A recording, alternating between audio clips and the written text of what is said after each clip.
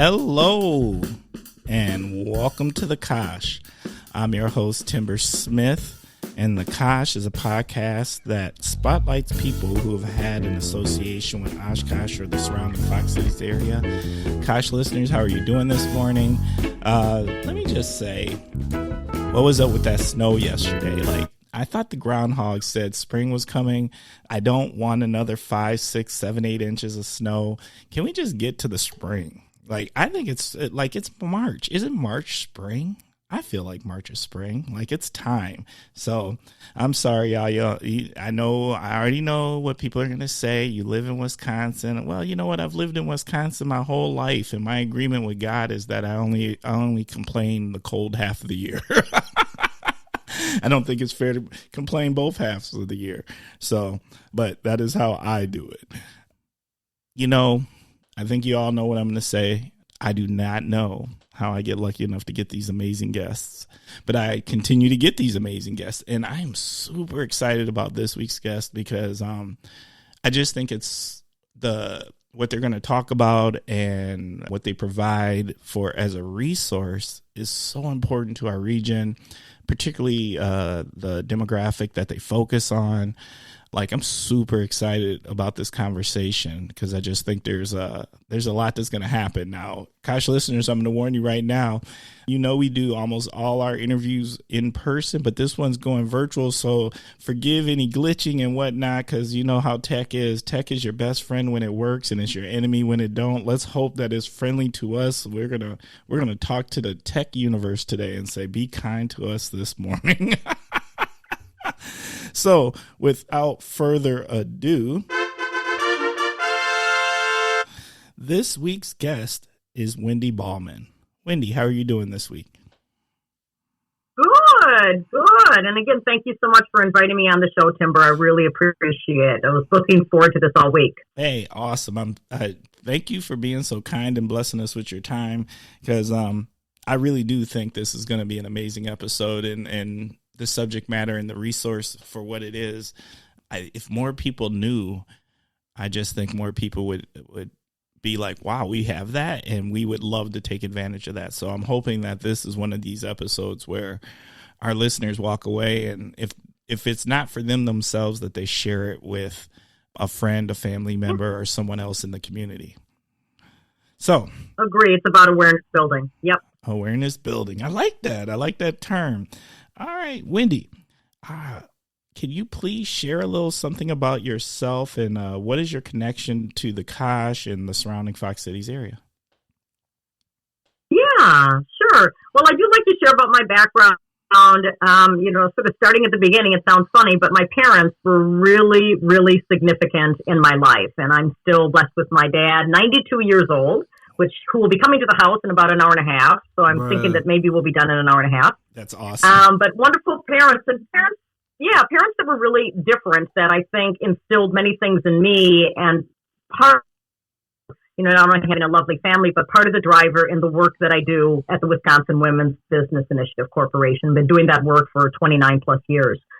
But my mom grew up in Plymouth, Wisconsin, as did my dad. He was born in Sheboygan, Plymouth, smaller places. And, my mom was born, my dad was born in 31, my mom born, I think, in 32. And they grew up, middle class, if you will. My mom all German, my dad all Swiss. But my mom went to grade school, of course, straight A student, super smart, and then went on to high school, as most girls, young women would do at the time. But it was not that common at that time to go on to college.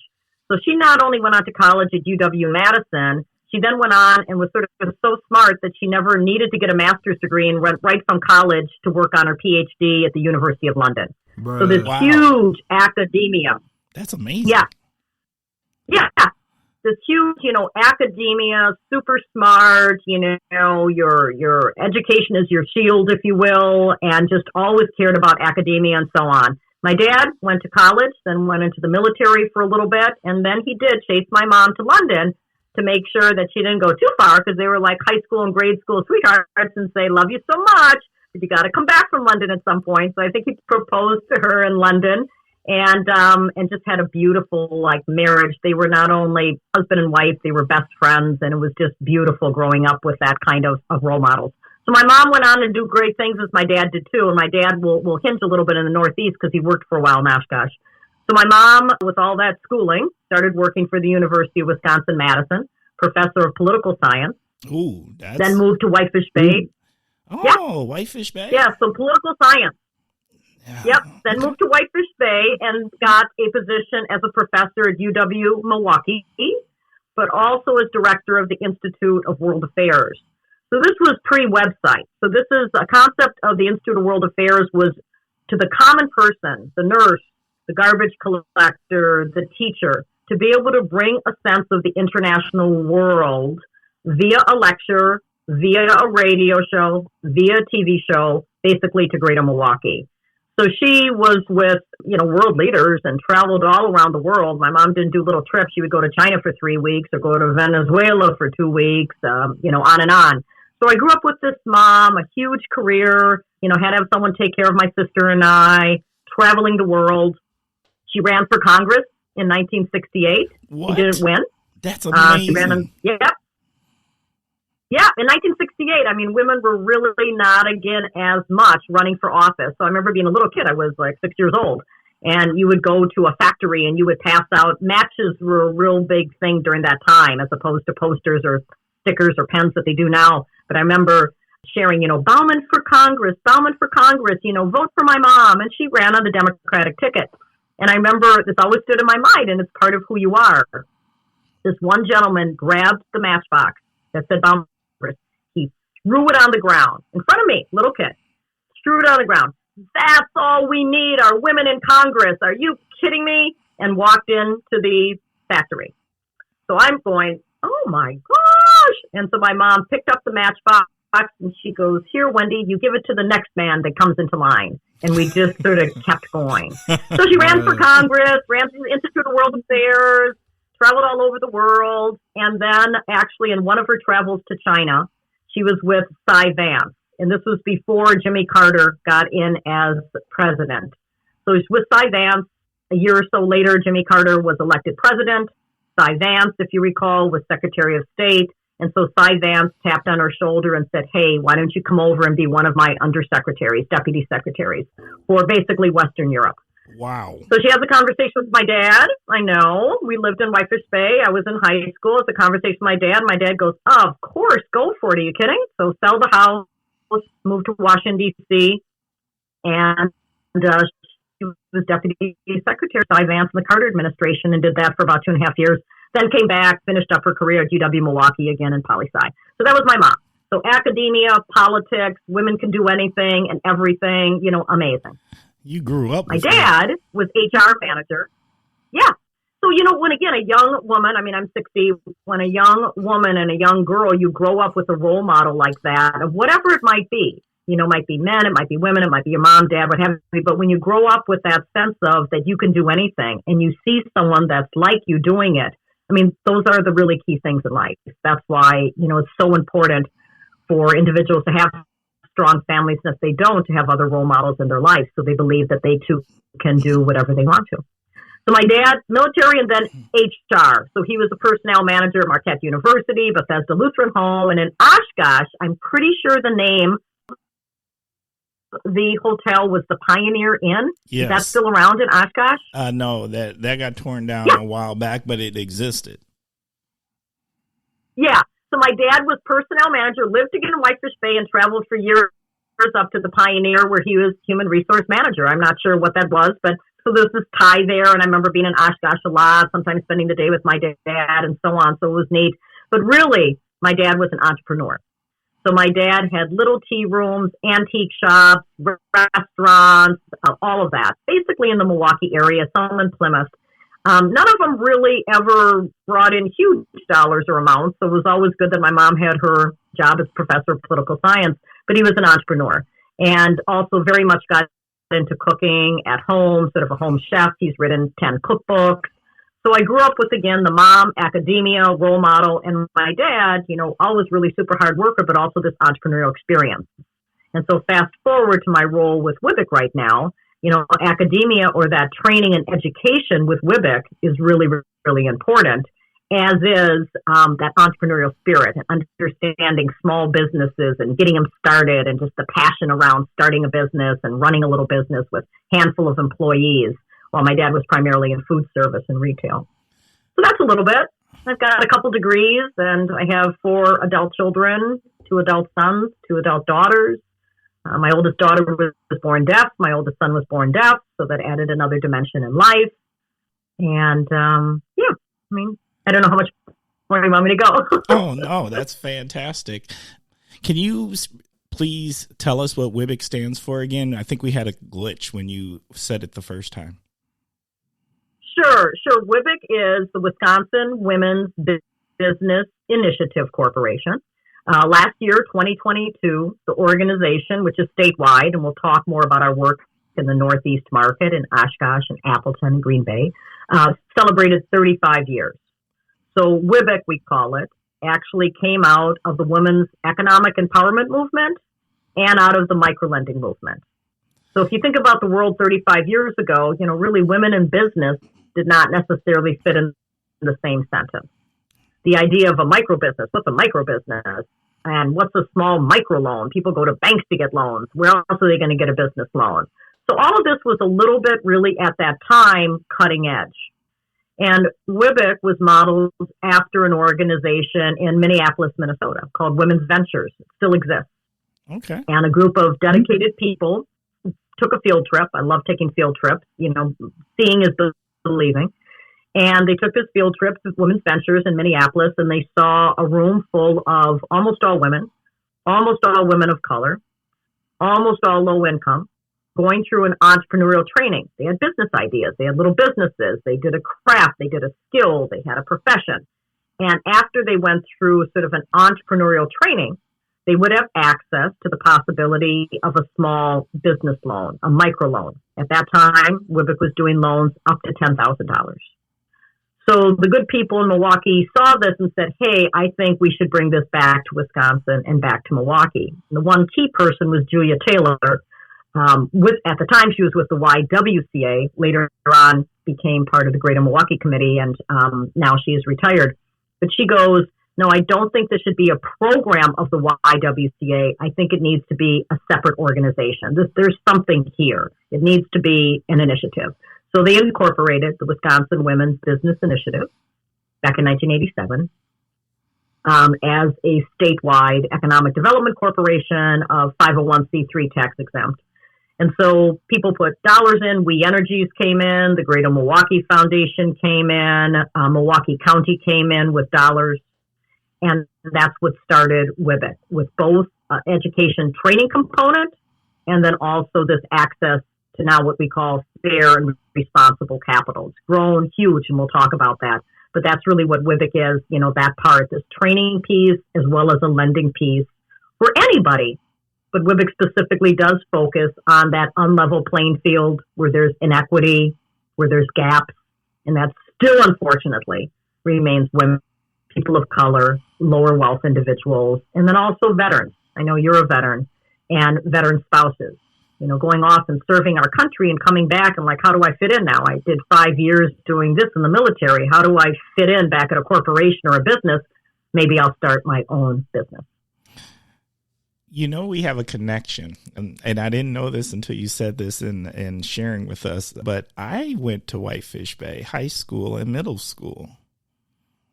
Wow. Yep. So I know Whitefish Bay. Yeah. It's a fantastic, it's a beautiful community. Fantastic region. Yeah. Fantastic region. But small world. Okay. We're going to jump into our first segment, and our first segment is called What in the World is Going On With? You start with the phrase, what in the world, and then you end with something and expand on it. So what's on your mind, Wendy? Sure. I think there's two things on my mind. I'll go with probably the more controversial one. What in the world is going on with people not being nice anymore in our world? Bruh. Oh, my goodness.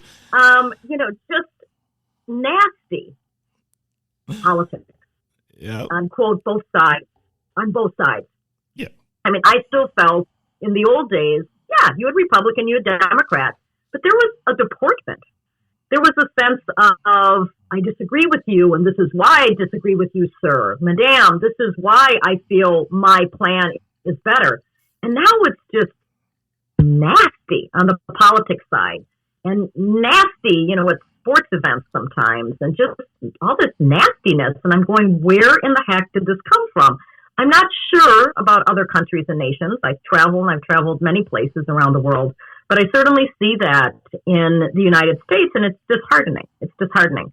So my little part of the world is I do everything to try to make up for that and try to, I'm a member of Rotary International, service above self. It's those little acts. It's going into a grocery store and smiling specifically at older individuals. Yes. It's when someone's struggling with the grocery cart, ma'am, can I help you? I mean, sometimes they jump. They're afraid I'm jumping them or something. So I'm hopefully hoping that I don't look too scary. But no, ma'am, I'll take your cart back. And they look at me like, are you a Martian? You're going to take my cart back for me? But all those little things, opening a door for a stranger, saying thank you at the McDonald's line, whatever it is, the world has just got yucky. So what in the world has happened to our sense of civility and our sense of caring for humankind and caring about individuals if we know them or not? I mean, I'm under the adage that they're all our children. If I see a little kid misbehaving at a restaurant, I'll say, hey, buddy, come on. Your mommy and daddy are taking you out to this restaurant. Sit in your chair, little guy, and eat your French fries. It's like, come on. So I don't know. I don't know what the answer is. I mean, I don't want to get political, but I'm not sure some of the previous leaders in our nation were kind and had the kind of deportment that we would want to see. And so I don't know if one sees leaders of a nation that if they can act like that, I can act like that too. But I just don't think that's the way that I want to act or the way I want to interact with individuals. And so that's, I guess, one piece that I bring up. No. But I don't know the solution to it beyond everybody taking some ownership. I'm with you, but I think personally, and I don't want to go too far down the rabbit hole because this is something that could be an episode by itself, right? But I think that politics has become more about winning in power than it is about representing the population. And that's what I think has happened. I agree. And so it's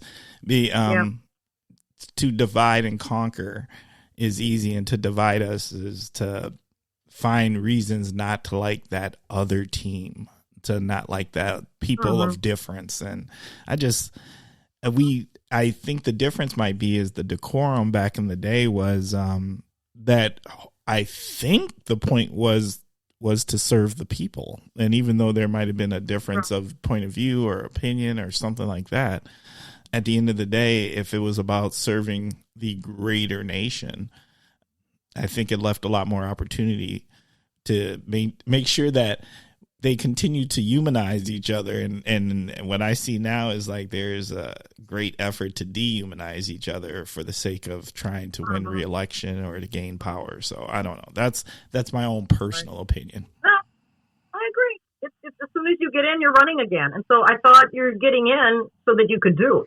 And you could actively bring about the things that you believed in. If I agree with them, or if 51% of the population agrees with them or doesn't agree with them, but it doesn't come that way, and it's objectifying, and it's malicious, and it's personal, and it just shouldn't be that way.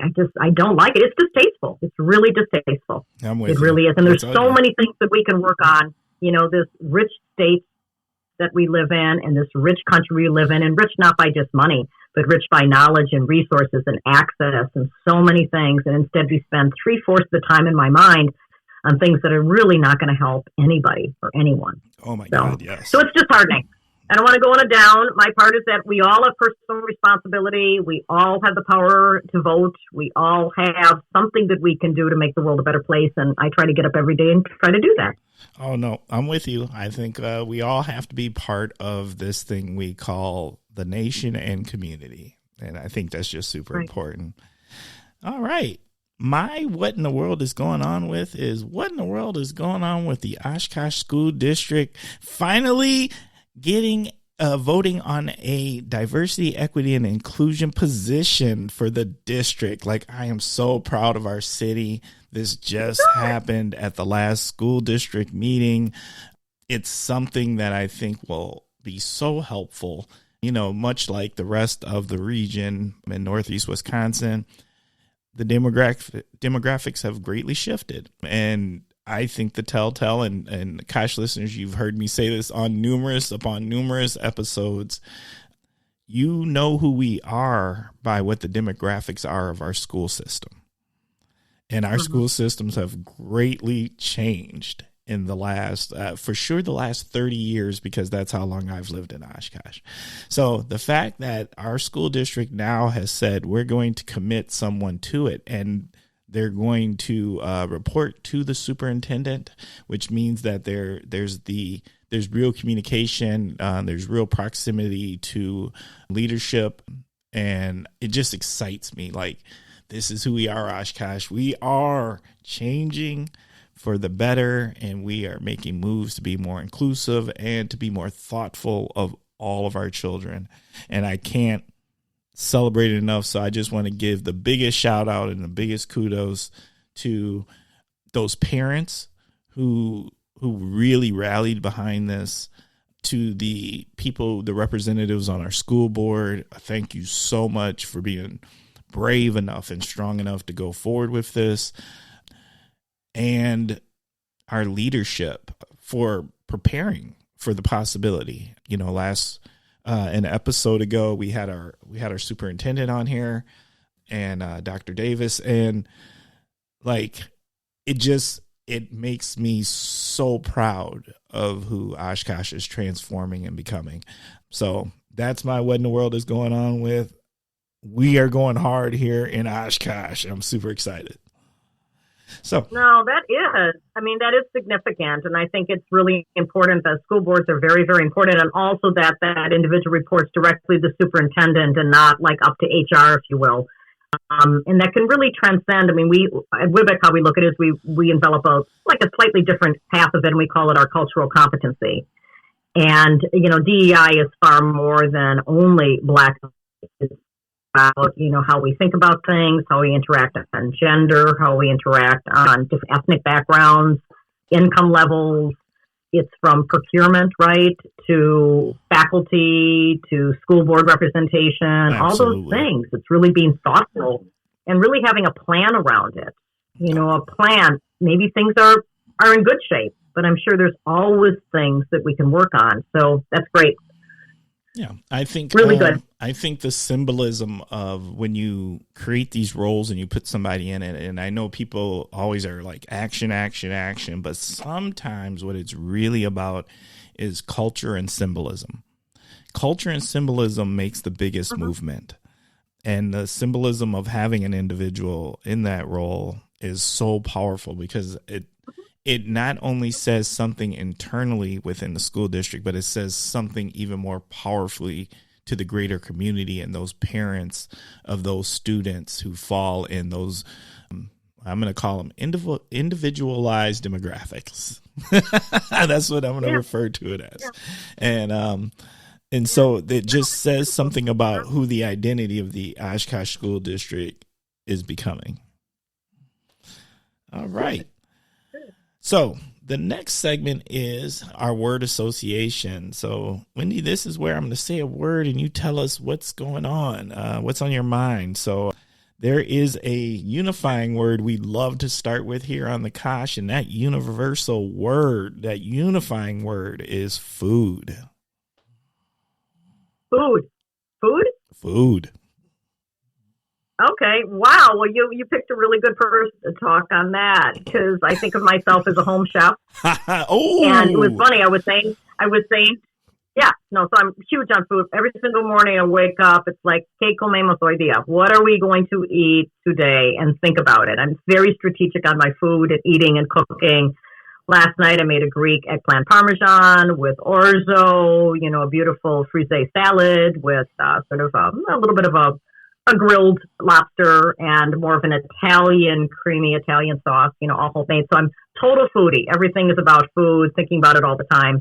It's about good, I'm glad you're all coming over for dinner, but, I got to think about the menu. I got to think about the menu, and I plan them for weeks on end and so on. So huge things on food.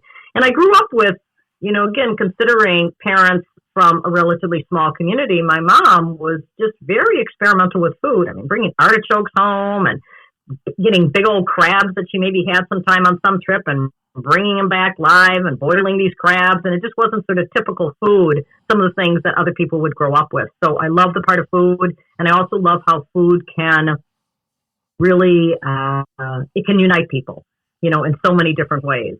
One of my favorite things growing up was going to the International Institute Folk Fair. And while I loved looking at all the different costumes and all the different dances and all the different languages, my favorite part was going into the huge hall of Mecca at the time and going to Lithuania. Whoa. And what kind of food did they have from Lithuania? And it was just so cool seeing all the different kinds of food. So in my more modern time, the last 10 years and stuff, I've really, I think of myself as a pretty good cook, and I really love to cook. I think that's the main thing, but really love to enjoy. I have dinner parties weekly almost with, many people. And then I also, with my dad, have done 3 series of cooking shows called the Dad and Daughter Cooking Show. What? So someone this morning was saying oh, yeah, I'll tell you about it. But he was going oh, are you doing a cooking segment? Yeah. I go, no, I'm doing something more on WWBIC. So the Dad and Daughter Cooking Show, it's on public TV. They're still airing them in the Plymouth, Sheboygan area.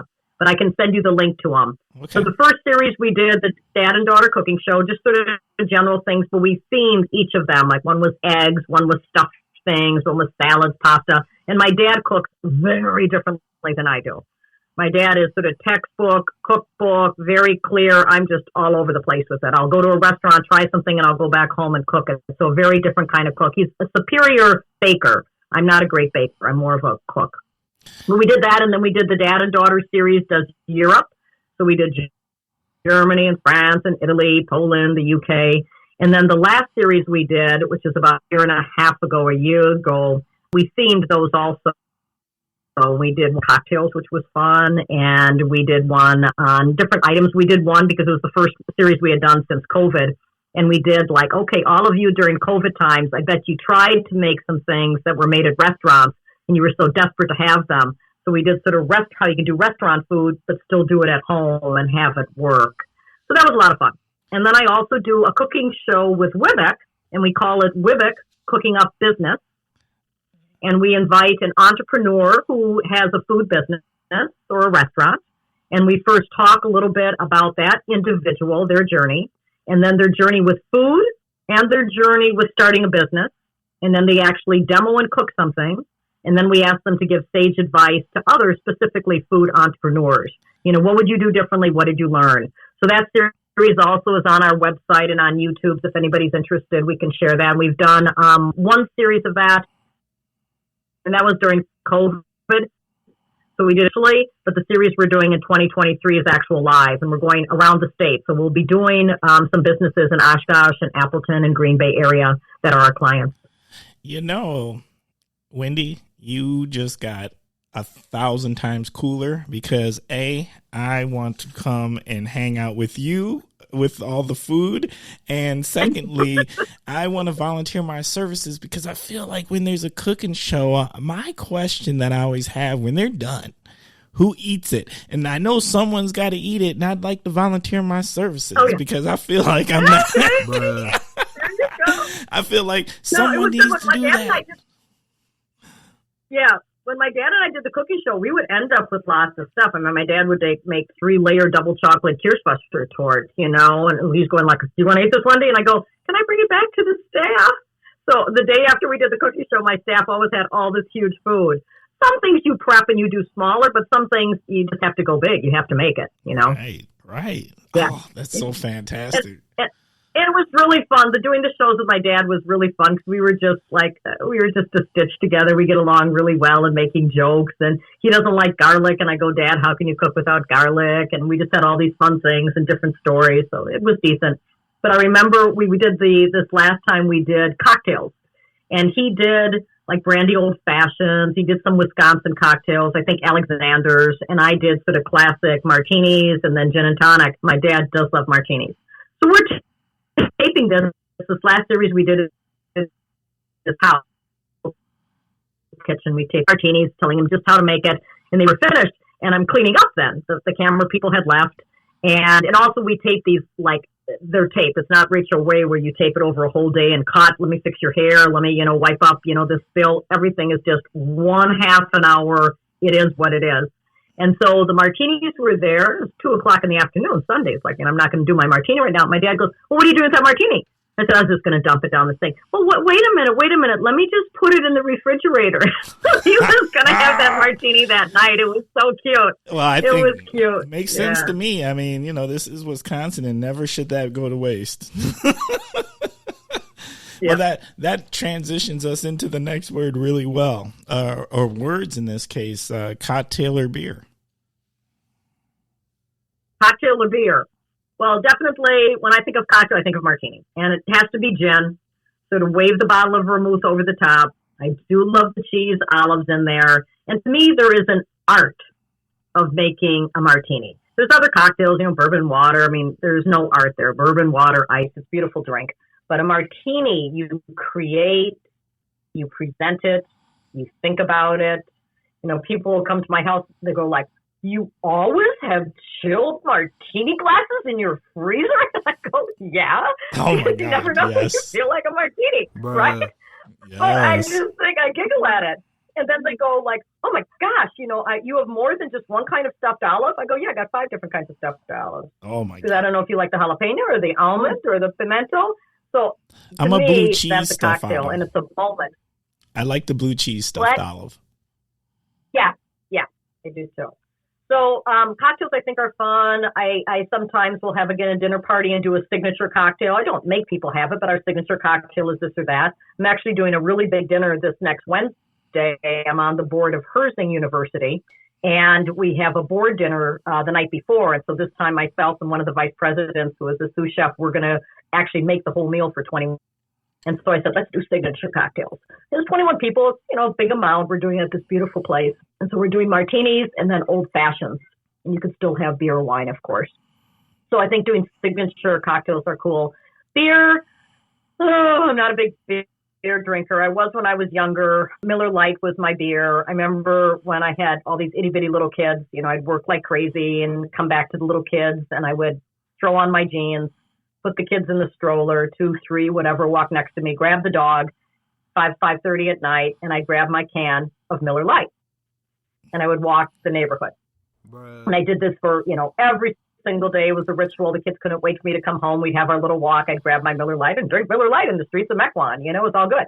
And one time I was walking, and the neighbor goes, oh my God, I didn't recognize you. And I go, what? Is my ponytail too high? What? And he goes, well, I didn't see you with your can of Miller Lite. Oh. So I guess I was making a statement that, I'm drinking my Miller Lite can, taking care of the kids. It became an identity piece. I think it's good to have a piece. cocktail or a beer. That is so fantastic. I love it. But I enjoy a glass of wine in the evening. I don't save a glass of wine just for Fridays and Saturdays. I have wine on school nights and all of that. And I think a little bit of drinking is just fine. Too much not, but a little bit is just fine. Agreed. Concert. Oh, this is funny because I never go to concerts, but just in the last week and a half, I went to Pink Martini, which is this really great international band, beautiful, like a 9-piece band. I mean, trombone and trumpet and violin and great drums. The drummer is from Cuba. So this international piece with these beautiful songs. The songs are sung in English and German and French and some Arabic languages. So that was really fun. But I would say probably my favorite music in concert is Latin. So Gypsy Kings, Juan Luis Guerra, Mark Anthony, really sort of Latin and Spanish. But Gypsy Kings for sure. I can listen to Gypsy Kings forever. Yeah. And I'm a music person. When I come home, generally, not so much TV. I like to do the news, PBS, CNN, but basically turn on that Latin music, and it just just sort of gets me in the mood and calm. There's an energy about it, isn't it? Like, it makes you want to do something. It just makes you want to move, do something. I don't know. I can't sit on the couch and listen to Latin music. Like, it just makes you want to do something. Yeah. a busy person. So I'm usually up and about cooking and doing things. And, finally at the end of the day, I will sit down and, maybe watch something on Netflix, calm down a little bit. But other than that, it's music and still doing stuff and, work sort of like a fool and got to play with the puppy. And so it's music going on, not that TV blasting at me, from the kitchen. Shop local. Shop local? Yes. Yeah. Well, that's our middle name. I always tease everybody that Small Business Saturday is every day at the Wisconsin Women's Business Initiative Corporation. It's all about those independent, locally owned businesses that are making their livelihood through that. And entrepreneurs are, they're passionate individuals overall. They're usually in that business because they totally want to be in that business. You generally don't get pushed. You must start a business. You want to start a business.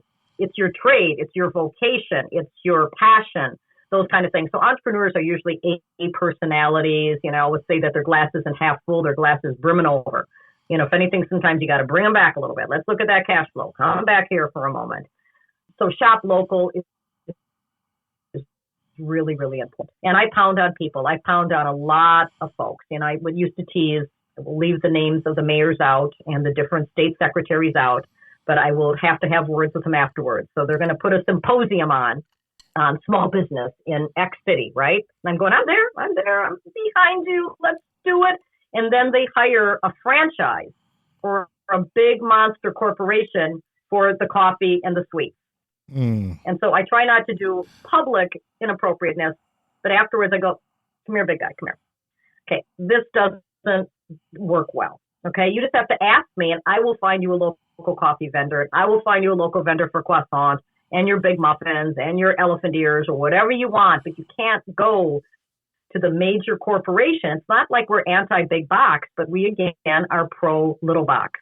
The difference of putting that money and that coffee into the business of a local independent business is magical. All of that makes the difference.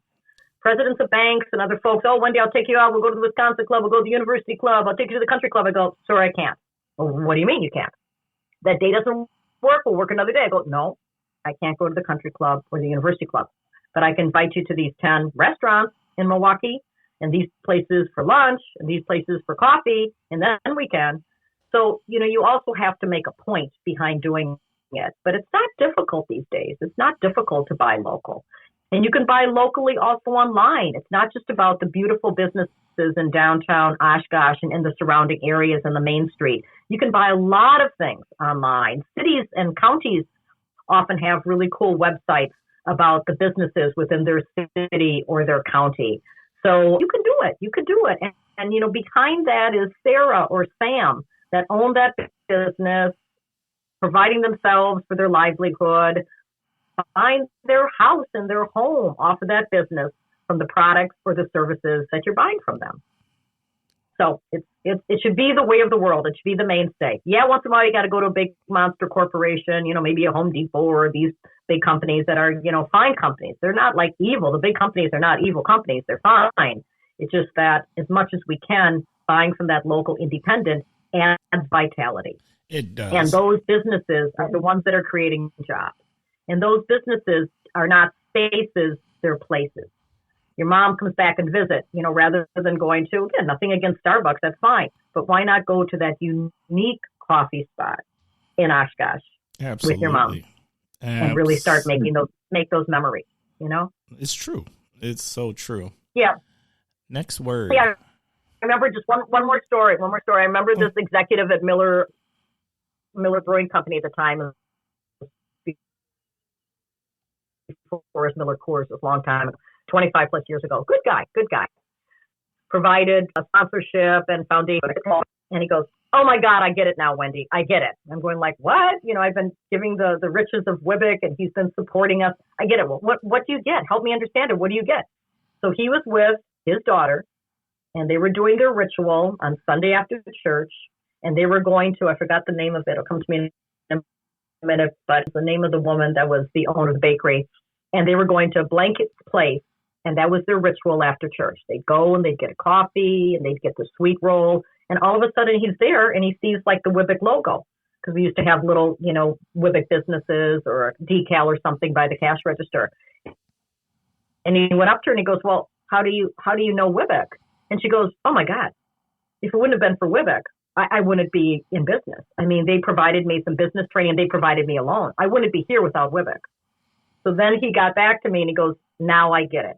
Now I really get what WWBIC does. So his building of memories for a lifetime with his daughter would not have taken place if it wouldn't have been, again, for supporting micro business, helping them get started, helping them get financed, and then being able to make it really that place for him and his daughter and family. That's so powerful. That's I'm feeling that. Next word. Yeah. Diversity. Diversity. I think of diversity as big. I still think in the United States, a smidge, hope to be appropriate here. I think when we say diversity, because things are so hard still in this nation in so many different ways, it's still very much black-white. Black-white is part of diversity, but there still is, diversity is far bigger than that. There's age diversity where you see different things. And that diversity is, and in dealing with that, it shouldn't be a negative connotation. Diversity should be a celebration of the word. Facts. A celebration of younger people. Right? Yes, facts. Absolutely. Yeah. Yeah. It should be this positive word. And I think sometimes, corporations and DEI and all of that kind of stuff is like, well, we have to do this. It should be what makes sense. Celebration of it, the goodness. Look at our itty bitty little organization, 60 some employees.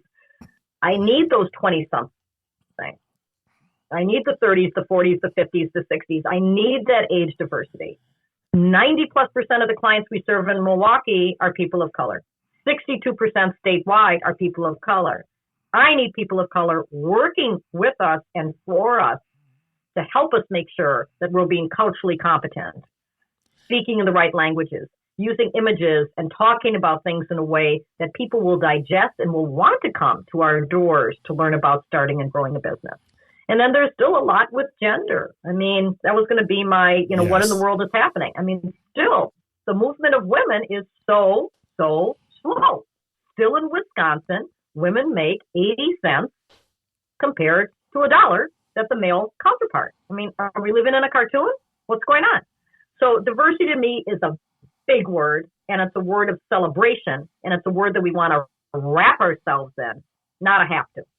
No, I love how you're putting it in the sense that it is a big word, and it's bigger than culture or race. There's so many.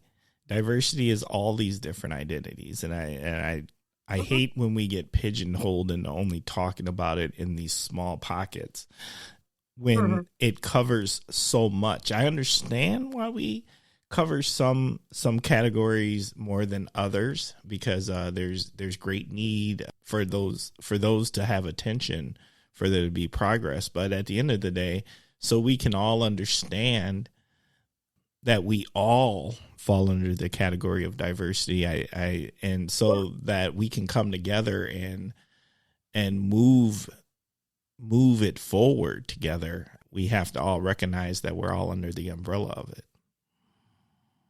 That's just how I think. All right. Yeah. Well, there was one commercial on the Muppets, and I always love the Muppets. And so Kermit the Frog is talking to the Fozzie Bear, and Kermit's saying, wouldn't it be wonderful if we all lived in the same house? And then they showed the image of the world, a globe, with like a little door, and Fozzie Bear and Kermit are looking out the window of the globe with a little smokestack, and Fozzie Bear goes, well, we all do live in the same house. And I just thought that image, you took away people, you had the image of those guys. We all do. We all live in the same house, our world. We all live in the same house, Wisconsin, And if we start thinking about it that way, then we're going to close the door, and we're going to think about making sure that it doesn't get too cold inside or too hot inside. And we're going to make sure we have enough food for everybody, and everybody's got a blanket and pillow, and on and on and on and on. I know it sounds simple, but to me, it was a great moment. Okay. Last word. Community. Community. I think I look at the word community, and it's a positive word to me. It has a positive connotation. And I think about sort of many communities. I think about a regional piece. I do think about that, community of the Northeast, a community of Oshkosh, community of Wisconsin. I think about that. So I think about a community being, a local neighborhood community, but probably community to me more is about a group of people, whoever that might be, working on something sort of together, having some tie that holds them together with their hands loosely, a community of like-spirited people, a community embracing the work of WWBIC, a community advancing an initiative, a community that advanced the actual legislation or the resolution to hire a diversity, equity, and inclusion, lead for Oshkosh School Board. That was a community that got behind it. So I see community and I see a North Star for the community, whatever that might be. Oh, love it. All right. We're ready to jump into our next segment. Our next segment is called Oshkosh Hidden Gems. This is the opportunity to share a hidden gem somewhere in the community or Fox Cities or wherever you're at. In this case, maybe Wisconsin, that maybe everybody knows about it, but maybe they don't know this detail about it, or maybe people just don't know it exists. So, Wendy, what is your hidden gem? Yeah, I would say sort of two things. I'd like to do a little commercial on WWBIC, because sometimes, I think when people say, where do you need support? It really is, and I used that word earlier, awareness building of WWBIC. So again, for those who are out there listening and engaging here, 20%, first of all, the population in the United States are thinking at some point about starting a business. They might not, but they're thinking about it. A little side gig. When I retire, I'm going to do these statues. I'm going to paint. I'm going to finally take my pies and sell them at the farmer's market. So anyhow, for those that are thinking of starting a business, or for those that know people who want to start a business, or for those who are in business, WWBIC, Wisconsin Women's Business Initiative, I think can be helpful. How can we be helpful? We have a great website that you can go to and just get access to information and links, business plan models, one-on-one support in English and in Spanish, a portal we have that works with money and management and marketing of your small business, that you can be at 1 o'clock in the morning, I can't sleep. Let me just think about that marketing plan, and let me go on to the portal and let me listen to some marketing strategies from individuals around small business. So the website itself is a lot of great information. Then we have our training. We put our schedule out for the whole year. So you will see on-ground training in Oshkosh, Appleton, Green Bay area, hybrid, where you can come in person or come virtually, or only virtual and tap in. Almost all of our training is pay what you can afford. Many is no cost or it's low cost. And that's everything from, I have a light bulb over my head and I'm thinking of starting a business, to actual serious business planning classes and courses, to, again, marketing, to management, to HR issues, to accelerators, all of that. Last year, 2022, we saw over 5,200 unduplicated clients. What? I'd say probably about 1,000 plus were in the market. So a lot of people went through our training last year. Bruh, that's fabulous. And then the other part of WWBIC, the other part of WWBIC is that access to capital. So our loans at WWBIC can go from $1,000 to $350,000. So it's a little bit of money. So it's a small business loan. Why you come to WWBIC rather than going to a bank? If you can go to a bank, you go to a bank. And that means that you probably have pretty solid credit. That means that you probably already have some assets or some collateral, a home, equipment, what have you, maybe some savings that you can put up as collateral. And also maybe your business is not a startup, but it's an existing business. So WWBIC is sort of the reverse of that. We'll go where the banks can't go. And again, nothing wrong with banks. Banks are going to bet more on a solid thing. They're generally risk averse. So WWBIC lends to individuals that might have colorful credit histories, that might have had bankruptcies in the past, that might have low credit scores. But we try to understand the why behind that. Was it their divorce? Was it a situation where the kid had the hole in the heart and you had to use every single coin you had to help out that child. Absolutely. We try to understand why there were issues around money. And then the second piece is that the use of the funds. A lot of startup businesses need inventory, working capital to get going. Banks overall are not going to lend on inventory and working capital and build outs for a restaurant or a facility. And then the third is that WWBIC, about 65% of our clients in our loan portfolio are startup. Again, they don't have that track record, and banks have a hard time lending to startups.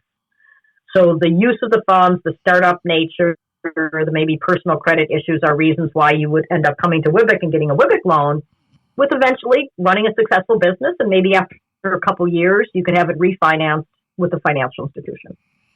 The other part, you might come to our loan portfolios, you're going to get $1 million loan or a $500,000 loan or a $250,000 loan at a bank, but you still need that $50,000 of working capital the bank doesn't want to do. So we would come in with that capital or a line of credit subordinate to the bank.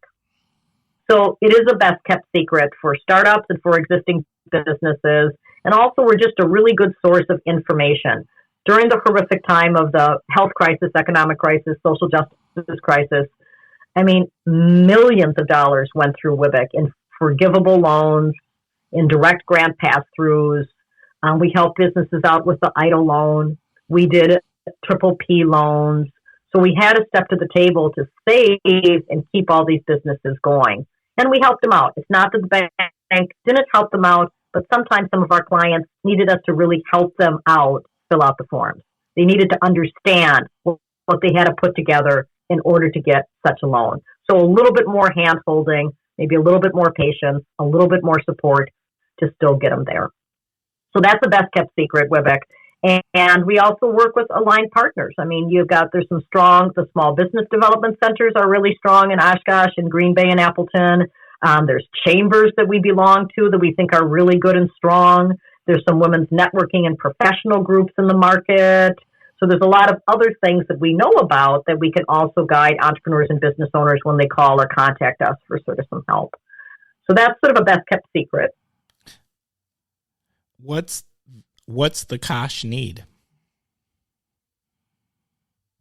I didn't hear that. What? What's the Kosh need? So what do we need? What's missing, or what do we need to develop?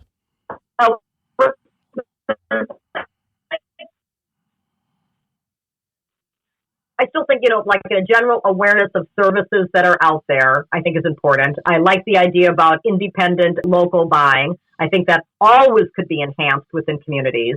So, really getting around Small Business Saturday and, joking, but make Small Business Saturday, every day.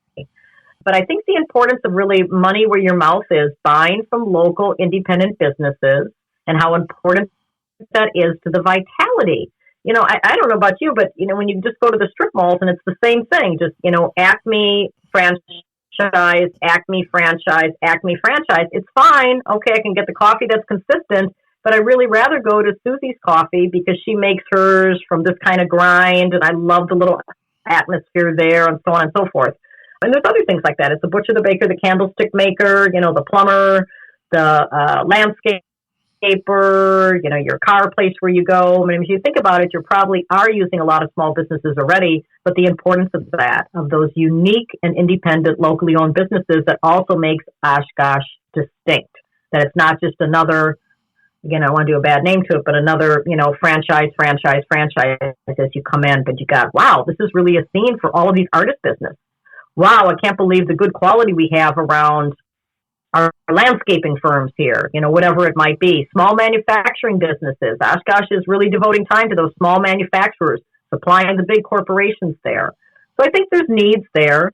And then, the other need is, again, it shouldn't be a monumental celebration and task to have somebody that's leading diversity, equity, and inclusion in Oshkosh. So bravo that you got it. But just, right? Yep, facts. Continuing to realize the importance. Yes. Yeah. Yeah, that's big. I can't stress that enough. You are so right about that. It shouldn't be monumental, but you know what? I always try to make sure, particularly under the umbrella of diversity and stuff, sometimes there's always the focus on what we haven't gotten done or what we need to do. And we don't do a good job of celebrating the wins when we actually do. Right. And so that's why my thing is, when the wins happen, when something really positive for the community happens, I want to make sure that we acknowledge it, we shout it out, and we make sure we give credit to those who came forward to push something good for the community forward, because without them, it wouldn't have happened. Right. And keep talking about it. Oh, yeah. And because, keep celebrating 6 months from now, talking about it. Yeah. Look at that. And wow, this went so well. I mean, even to the point of wow, we aren't having disaccord within our school systems. Maybe even things not taking place because of the investment. Sometimes things are an investment, they're not a cost. And I think something like that is really important. The world is only getting bigger. It's only becoming more diverse. And it's so important to get everybody, again, coming along with that and understanding things and seeing the goodness of a rich, diverse community. Yes. And let's just be honest. Sometimes in our Northeast region, we are change adverse. We move like snails. We can look it right in the eye and know we need that change, but we're like, well, do we really? Yes, we really need the change. Stop it. Okay, next segment. People say I love new things. I love new things. But, a lot of people don't like new things. They don't. They're very comfortable in their ways. And so, they say they do, but they don't. Facts. So it's bringing people along. All right. Our next segment. This is a new segment we've been trying out for a couple of weeks, Wendy, and I'm loving this segment because it's so good. And we call this segment Story Time. And what Story Time is, it's the opportunity for our guests to share a memorable narrative or narratives, whatever you would like to do. But so do you got a story for us? Something interesting? Yeah, I should have read the agenda so I could have had a story ready and stuff. I probably have a gazillion stories. Let me think of something related to WWBIC or what we're talking about. Or just something interesting. Is there, I always feel like someone has that family story that's hilarious, or story from school or those friends or anything like that. Yeah. Well, I think this is a little bit of a family story. It just jumps out, so I'll share it. Sometimes you just need to share things like that. So again, I with the first child we had, Katarina Carmela, she was born actually in Green Bay, living in Green Bay at the time, and had a dog. His name was Poncho. And so the plan was I was only going to speak Spanish with her. My Spanish isn't perfect, but I'm going to speak Spanish to her. Mama will speak Spanish to her, Katarina Carmela. Her father spoke French, so the father was only going to speak French, and we'd figure that she would learn English on the streets. So we're going to bring these kids up trilingual, Spanish, French, English. So I'm in Green Bay, Wisconsin. I have the dog, and the beautiful Dalmatian, spotted Dalmatian, and walking, not with a beer can this time, but walking, and I only spoke to the dog in Spanish. Siéntate, tiene que ir afuera, you have to go out, sit down. And so I'm walking around to a grocery store. I lived in a beautiful part of Green Bay. I'm walking to the grocery store. I go and I tie the dog up as I go into the grocery store with Katarina. And I say to the dog, Poncho, siéntate. And this woman comes out of the grocery store and she hears me. And she goes, oh my God, your dog speaks Spanish? And I just thought that was the funniest thing in the world. A little bit provincial and the dog speaks Spanish. And I'm going oh my goodness, am I in Oz anymore? I'm not sure. So I said to her very kindly, made no judgment calls. I go, yes, actually, the dog does speak Spanish, and continued on inside. But it was just, again, that's sort of diversity, equity, inclusion. It's are you getting stuff here? The whole piece is just interesting. So cool things like that. I mean, it was sort of interesting because, again, we worked so hard this whole first year of her life to bring her up trilingual to find out when she was a year old that she was born deaf and didn't hear anything. So you go okay, let's go back to the basics there. Bruh. Yeah. Oh, so you roll the punches. Now that makes the story so good. So the dog was deaf. Yeah. Oh my God. Yeah. Yep. So the whole thing. So that's the story. I think, I guess there are many stories with the gratitude attitude of people at WWBIC. When clients come up, I mean, I talk in front of a lot of people, touch a lot of people, a lot of loan committee. I mean, like you two, we all do in different roles and so on.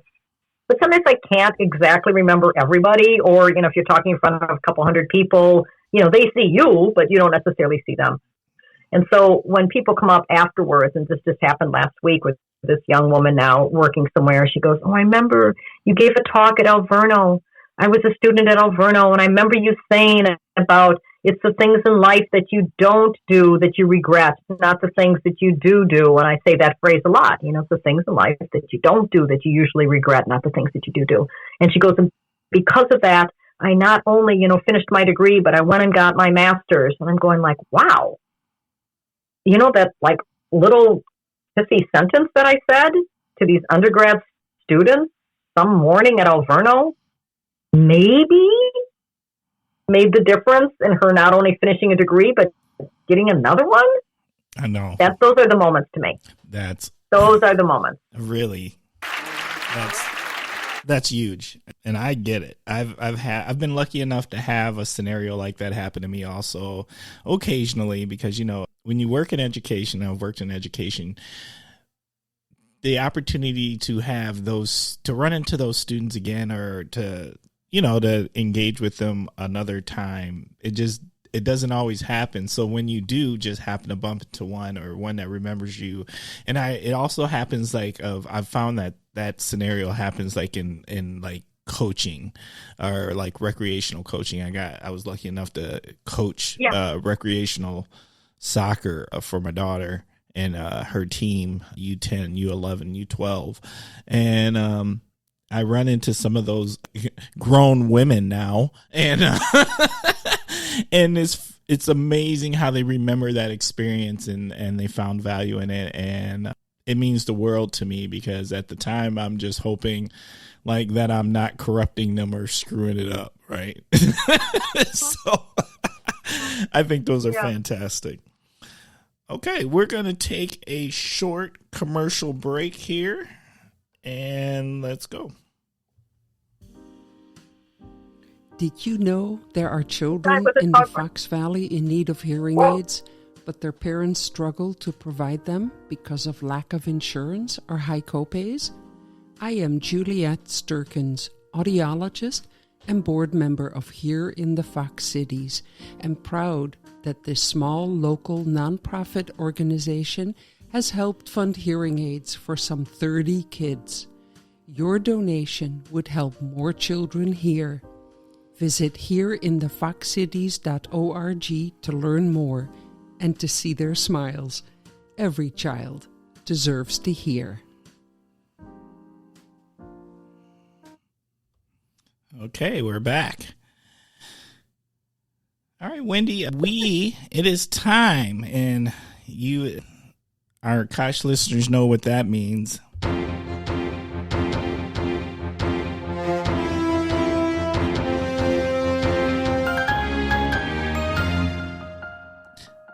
Every time it makes me happy. It is time for the topic of the week. So, Wendy, our topic of the week, which is chosen by our guest, and this week's topic of the week is, Wendy?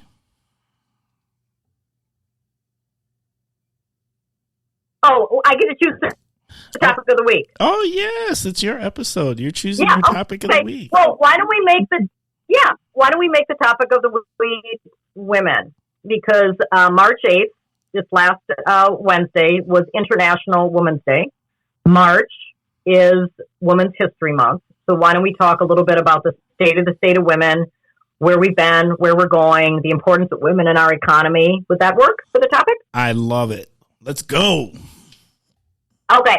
Well, I shared these comments with a group of about 35 people on Wednesday, a little moment of reflection. So it was 1975, actually, that the United Nations designated 1975 the year of the women.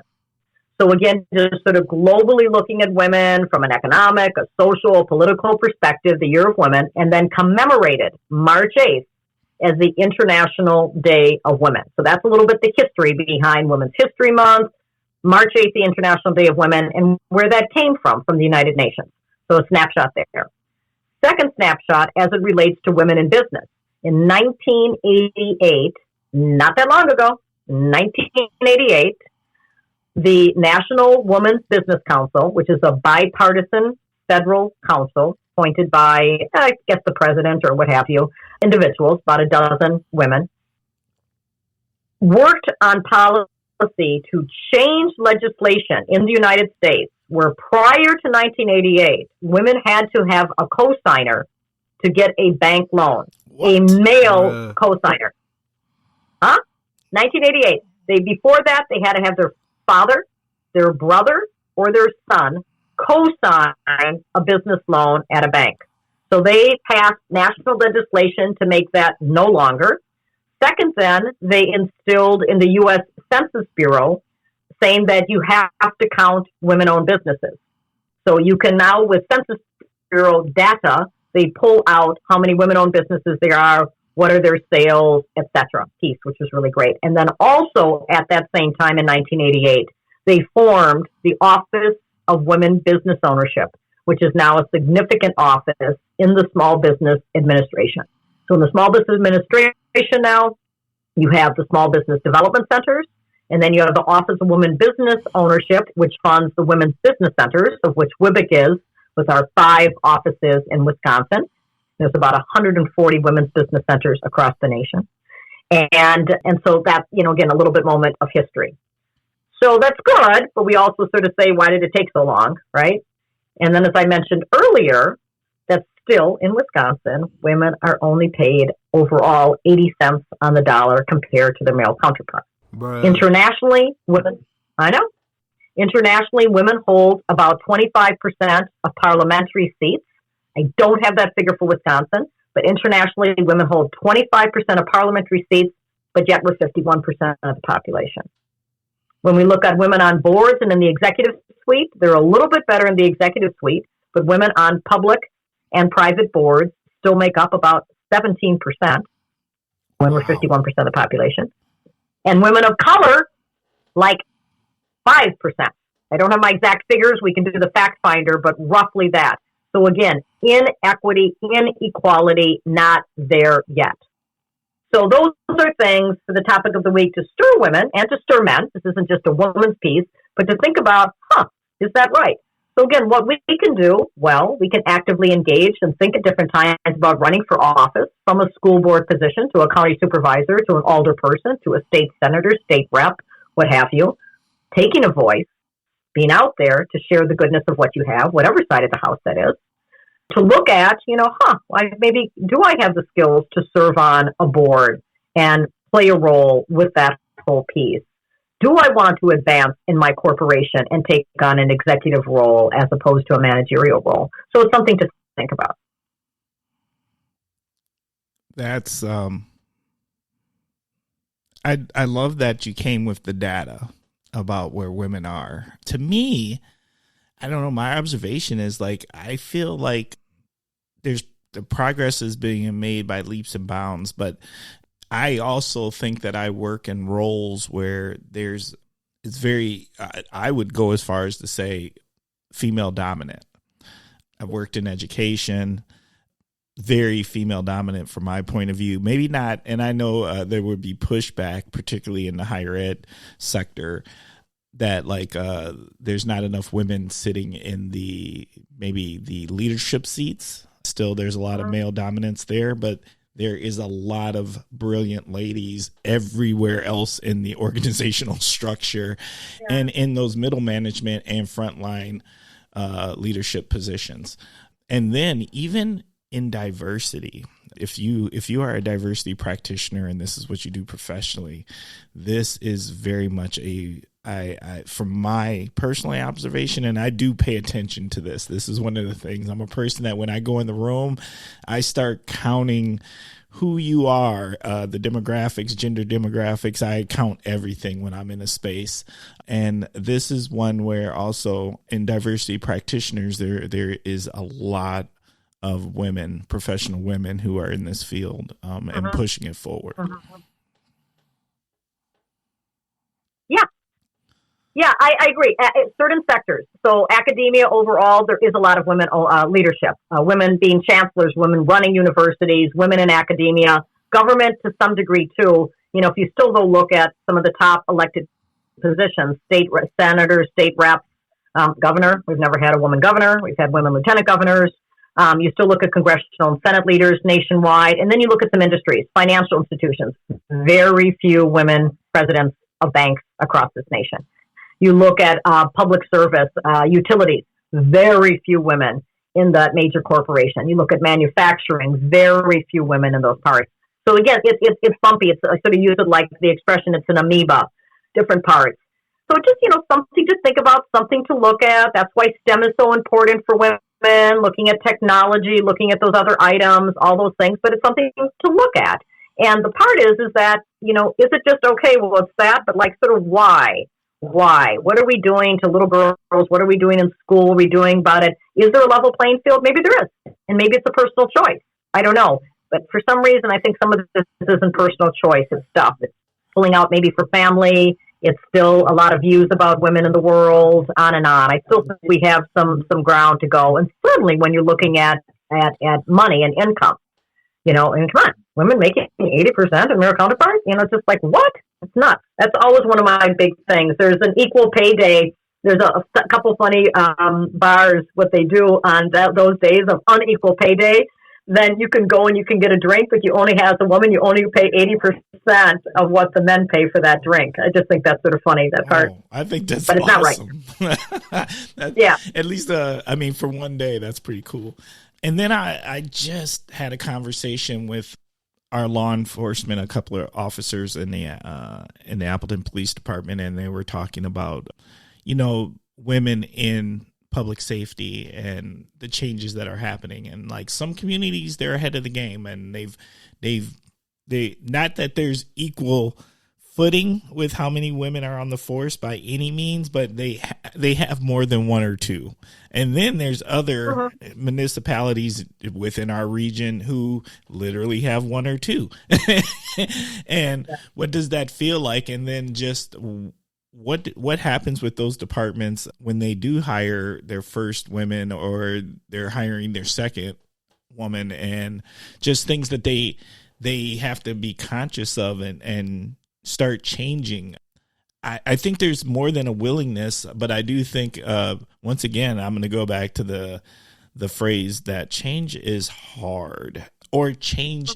And if it's not hard, change is scary.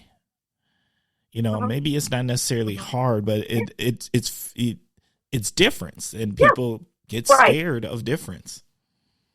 Right. Now, I remember one time way back, I did 1 year, a really odd job in my life. I left, I was director of the Hispanic Chamber of Commerce, and I took a break, and I thought, let me try working in the private sector. It was only 1 year of my life I worked in the private sector. Then I went back to work at MATC as director of small business development.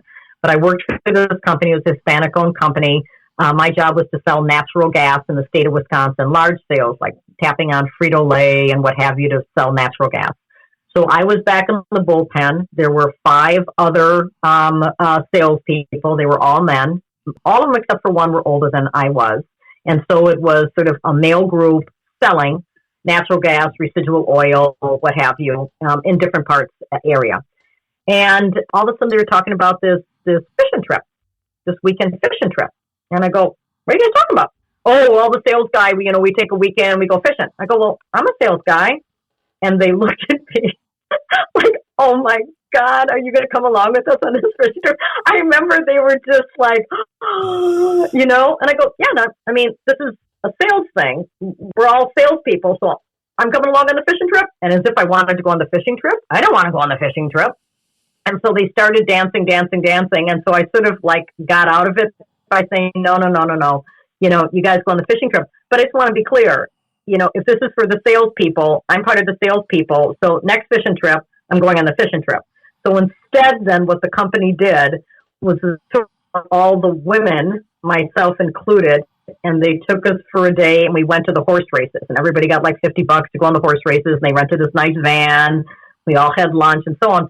And I'm going, to me that was like separate and not equal, And so I had to be gracious, and I said thank you. And all the ladies were like, oh my God, Wendy, you stood up, and now we get to go on this great trip when the guys get to go on the fishing trip. But it's still in my mind, it wasn't right. Wendy, I'm going to be honest. If I had a choice between a fishing trip and the races, horse races, I'm taking the races. And I love fishing. And I'm not going to say I don't love fishing, but if I have the choice. I know. But it was the point. It's the principality. I feel you. That's so awesome. Right. All right. Wendy, is there any last things you would like to say about women for your topic? No, I really enjoyed. Yeah. No.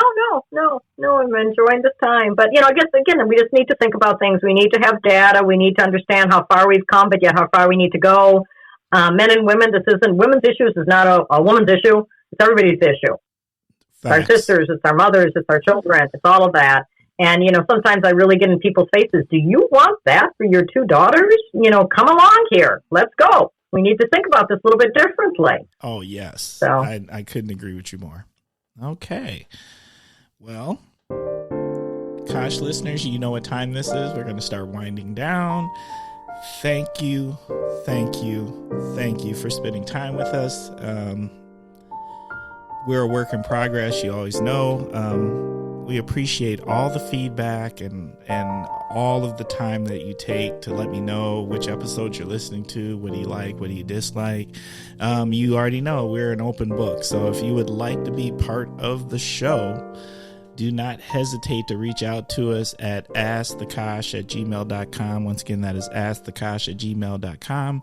If you would like to be part of the show virtually, we have a voicemail. So please reach out, leave us a voicemail. We will play it live on air. Shout outs, birthday wishes, questions, whatever it is, we will incorporate you, and we're happy to do it. That phone number to the voicemail is 920-385-9298. Once again, that is 920-385-9298. And Kosh listeners, I've been making this request now for a couple of weeks. We need you to leave us reviews, subscribe to the podcast, and share with your inner circle, and let them know about the Kosh. Once again, the importance of leaving us a review, it helps us. It helps other people find us. It moves us up in rank, and we want people to enjoy the podcast like you enjoy the podcast, and subscribing does the same thing. So thank you so much again for spending this time with us. Now, my favorite part of the show, Wendy, you're going to find out. This is my favorite part of the show. It is shout out time. So, Wendy, this is your opportunity to give some shout outs. Oh, well, I'd like to shout out to our entire WWBIC team, 365 days a year, thinking about micro businesses and entrepreneurs and business owners statewide, and specifically our wonderful team led by Colleen Bees in the Northeast. Timber serves on our ambassadorial advisory council for the Northeast that handles about 11 counties, but definitely the Oshkosh community and Appleton and Green Bay areas. And she's really doing a fabulous job, getting the good word of WWBIC out there and providing that training and networking and making connections. So a shout out to the team for sure. A shout out to all the women in the world during Women's History Month is also really, really important. And a shout out to very, very special people that provide great support to me, two of which are in the kitchen right now. One of them is my dad and one's my dear friend. And they provide great support to me too, as well as my puppy dog who is sitting underneath the desk right now and who was really, really good, even though he wanted to share comments for this last hour and a half. Oh, yes. Trust me. If you listen to past episodes, we have Bosco, the podcast dog, who is usually in here chewing on bones, squeaking toys, and causing other podcasts havoc, because that is who he is. He just wants to make sure that he is heard and not forgotten like anyone else. My shout outs for this week is I want to send a shout out to Molly Handsetter. we received, this doesn't happen often, but it's helpful. We received a donation for the Kosh. And just so Kosh listeners know, I am trying to get some new equipment because that's who I am. I'm a tech nerd. And number two, the better mics you have, the better equipment to have, the better we sound. And we want to sound good for you. So that's super important. Want to send a shout out to Neo, our muralist. He's doing amazing things for the community, and there's some stuff on the horizon where I hear whispers that he might be doing some things in Oshkosh, which would be fabulous. Want to send a special shout out to Angie Lee. Thank you, Angie. I had lunch with her this week, and it was just a fabulous conversation. And Angie gave me, she blessed me with the gift of some soap that she made. And why does this soap smell like magic? Like, it's so amazing. I find myself smelling the soap all the time because it just smells that wonderful. So I just want to put that out there. And last but not least, I want to send a huge shout out once again to the Oshkosh Area School Board. Thank you for being brave enough. Thank you for caring about our children enough to vote in this position. And bigger than that, just to continue to have these discussions about the changes that are needed to help make all our children successful in this community. I can't stress that enough. It's just a wonderful thing. All right. We are at the end of the show, and we've got one last thing to do, Wendy. And here it is. So what you get, Wendy, is you get a choice. You can either give the Kosh listeners some parting words of wisdom, or you can answer the question, what would yourself today tell your 12-year-old self? Or I always give an option C, which is all of the above. So which one would you like? Oh, my self now would tell the 12-year-old self that she should speak her languages more. My Spanish is okay, but not great. My French is not so great. So really should have paid more attention to languages. And second, technology, and not be so afraid of technology. Just utilize that. Those would be the comments that I would give my 12-year-old. Get those languages down and don't be afraid of technology. And my words of wisdom, I already shared the one, is that it's usually in life the things that you don't do that you regret. And my other comment is, at the end of the day, you're supposed to be tired. And at the end of your lifetime, you're supposed to be dead tired. So make good use of your time. Thank you, Wendy, for spending this time with us. What'd you think? You're welcome. Thank you for having me. Awesome. The Kosh.